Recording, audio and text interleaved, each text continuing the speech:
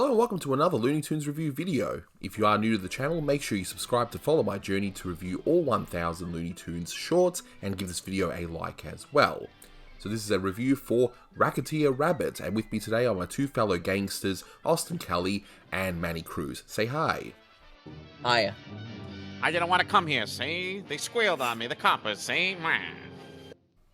So as mentioned, this is for Racketeer Rabbit, released in 1946. It's the 482nd in the series, and it's directed by Friz Freleng. You can currently find this wonderful restoration on the Bugs Bunny 80th Anniversary Blu-ray set, and I'll have a link below to that set. In this one, Bugs is looking for a place to stay the night, and happens to stay at a place which is a gangster's hideout.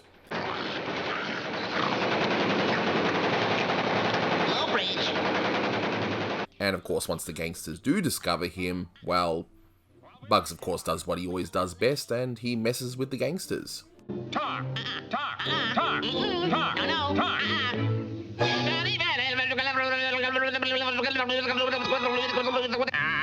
Rocky's fed up. Take this mug for a ride. Ride? Oh, goody. I can stand a little fresh air. All ready. What you're about to see is a remix of an audio commentary I did that I had to take down due to a request by Warner Brothers Legal, so grab some popcorn and enjoy. Or in this case, some batter. 2, 3, 4, 5, 6, 7, 8, 9, 10. Now give it to me. This opening here, when you hear this music,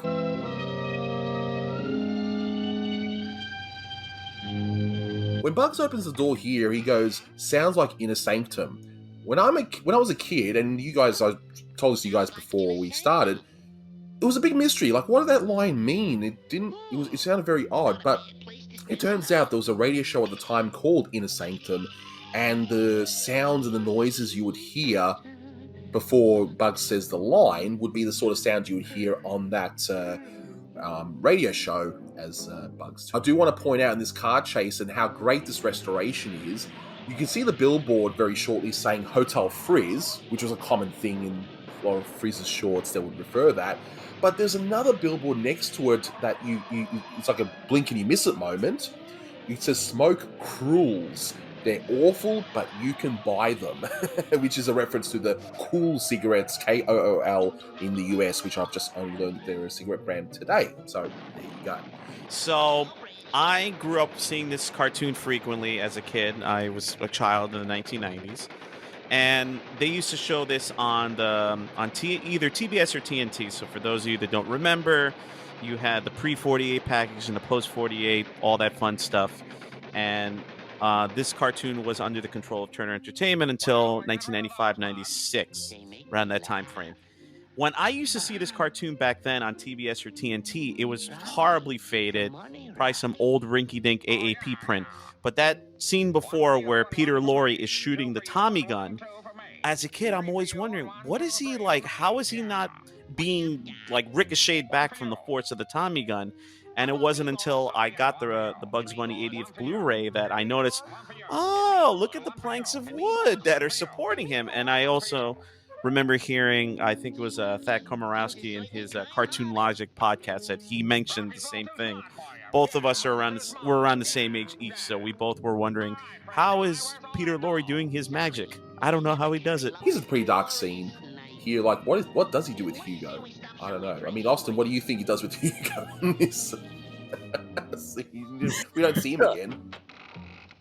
It's so weird. I mean, that's what I love about Friz's cartoons. I mean, they can be very subtle, but they can also be very dark. And obviously, this has been said a lot of times, but I think they're generally the funniest and the most interesting of the Warner output, just because I think Holly Pratt was a very strong character layout artist. I think his poses and his faces were hilarious. Obviously, Freleng probably drew some of those faces too. But as far as this cartoon goes, I mean, I only grew up watching, I'm a bit younger than you guys, I only really grew up watching them on Cartoon Network and Boomerang, and even then, when I was a kid, they weren't really too big on the Warner cartoons anymore. But the majority of Warner cartoons that I saw as a kid didn't really come from DVDs or network TV, they came from YouTube. before YouTube started, taking copyright laws seriously and started taking all their stuff down, all other people that were uploading their cartoons. And there were only like a dozen or 15 or so that I would see routinely, one of which was very much so, unfortunately, Sunday Go to Meetin' Time, which I have engraved in my brain for that reason. But I never saw Racketeer Rabbit as a kid, and it was only when I was seriously getting into Warner Brothers cartoons when I was, maybe 12 or something, where I saw this one and I was like, wow, this is great. But I will say that I tend to prefer the remake, Bugs and Thugs, over this one, just because that one has some brilliant animation by Art Davis in it. But I like them both for what they are. And apparently, and when Bugs is doing that whole blah, blah, blah, blah, blah, blah, that scene, apparently that's a reference to an actual commentator. Like, he would exaggerate that on the radio, and in this case, when you hear the Edward G. Robinson characters going, what a pal, what a pal, what a pal, what a pal. That's a joke that's actually taken from Tom, Turk and Daffy, where the turkey is saying, what a pal, what a pal, what a pal. What a pal, what a pal, what a pal, what a pal, what a pal, what a pal, what a pal. But I also wanted to point out that beforehand, you had the Edward G. Robinson character, like, why was he sleeping with a cigar in his mouth? Like, just little touches like that is just so hilarious. It's not something that you may pick up as a kid, but watching as an adult, it's just hilarious. Like, isn't that a fire hazard? Like, why would he still have a cigar, no matter what the situation?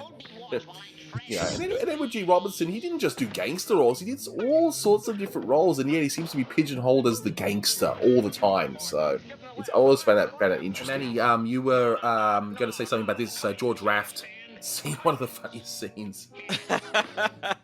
So again, I saw this cartoon as a kid, and I didn't understand what, he was meaning. It's coitins for you, Muggsy. Coitins, or Rocky. And, now I know it's like in the show, in my experiences as a musician, the curtain closes, the show is over. In this case, you're just going to kill him.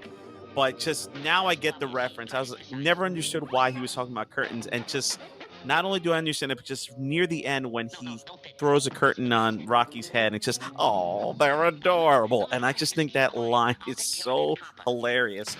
It's just, again, like I think, Austin, what you were saying, how Friz is so good at going between like something that's surreal or something that's dark and just spinning it with the most like subtle humor. And it's just, I love that part so much. This one is such a great cartoon, and I used to watch this one constantly as a kid on this Bugs Bunny VHS with Acrobatic Bunny and a few others, and Hold the Line Please.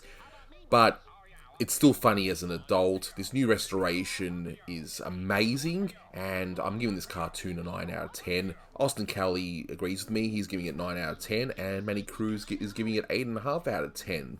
He's a little too smart for you. Yeah, a little too smart. Yeah.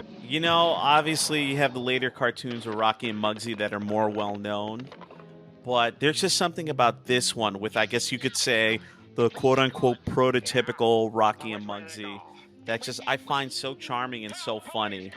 And this is definitely one of 1946 in general is a great year.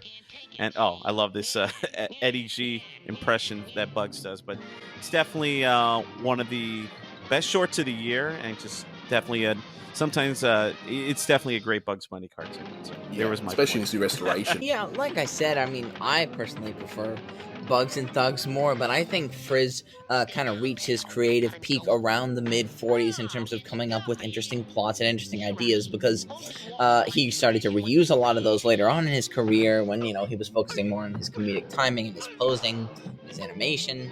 But I think this one is really funny. I think it's got some great designs, great gags. So I love this. Yeah, for sure. And this is a childhood favorite. I would watch it constantly on this VHS I had with Bugs. So to see it restored like this is just wow. And to finally solve the Inner Sanctum mystery is always a good thing when you get these things solved. But that'll do it for this one. So thanks very much for listening, guys. And until next time, take care. See ya. It's coitins for you, Rocky. You're safe now, pal. The police are gone. Yeah? Well, which way did they go? They went that way. Help, police! Come back! Take me with you! Don't leave me with that crazy rabbit! Help, police! Police, help! Some guys just can't take it, see? Yeah, yeah.